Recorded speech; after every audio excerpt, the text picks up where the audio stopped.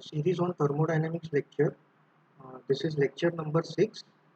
So till now we have studied first law of thermodynamics and taken few of the examples as well. So this was the question which was given as tutorial problem. So I'll explain you in brief how we have to solve this numerical again. 1 kg of nitrogen undergoes the following sequence of quasi-static processes in a piston cylinder arrangement. First one, an adiabatic expansion from 5 bar and 150 degrees Celsius, in which volume is doubled. So first process is adiabatic expansion. So expansion is shown over here 1 to 2, where volume is doubled. So this is V1 and V2 is twice V1. Then constant pressure process, in which volume is reduced. Volume is reduced towards left. That is why we had drawn constant pressure towards left hand side. And then last process was constant volume process, back to its original state. So common mistake which I have seen in your tutorials is, first of all you have to name the axis pressure and volume. Second thing, you have to name all the points 1, 2, 3. You have to show the arrows from 1 to 2, 2 to 3 and 3 to 1. Okay. Next thing is, for 1 to 2 process, this process is adiabatic process. 1 to 2 process is adiabatic process. Okay, so you have to write the law of adiabatic process. PV raised to gamma is constant. Similarly, for 2 to 3 process, you have to write the law pressure is equal to constant. And similarly, for 3 to 1, you have to write the law volume is equal to constant. Next, in this question, the important part is nitrogen is given, air is not given. So you need to calculate values of R, Cv and Cp. So for that, nitrogen dioxide N2 gamma is equal to 1.4. This you have to remember. And mass is given as 1 kg. So you have to use the formulas. R is equal to Ru upon N. What is Ru? Universal gas constant. What is R? Characteristic gas constant. So these formulas are already given to you. So here this formula is given. R is equal to Ru upon M. So using this you got R value. Then Cv formula is also given here. Cv is R upon gamma minus 1 and Cp is gamma R upon gamma minus 1. So using this you can calculate R, Cp and Cv. Now what is asked in the question? You need to calculate work done and heat transfer during each process and hence verify first law.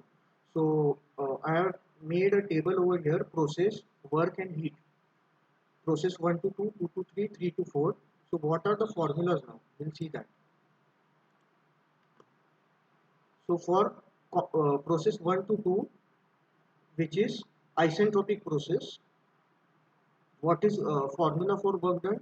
mCv T1 minus T2. I have written the formula. Then heat transfer for isentropic process is 0. Then for process 2 to 3, which process? Constant pressure. Work formula is mR. Now here what you have to see is, this process heat transfer, it is from 1 to 2. And if you see the formula, if you see the formula of this work transfer, which work done, which is 1 to 2, formula is mR higher temperature minus lower temperature. Similarly, if process is 2 to 3, in that case what will happen to work? It will be same formula mR, but instead of T2 and T1 we will have, see this process 2 and 3, which one is higher temperature? T3.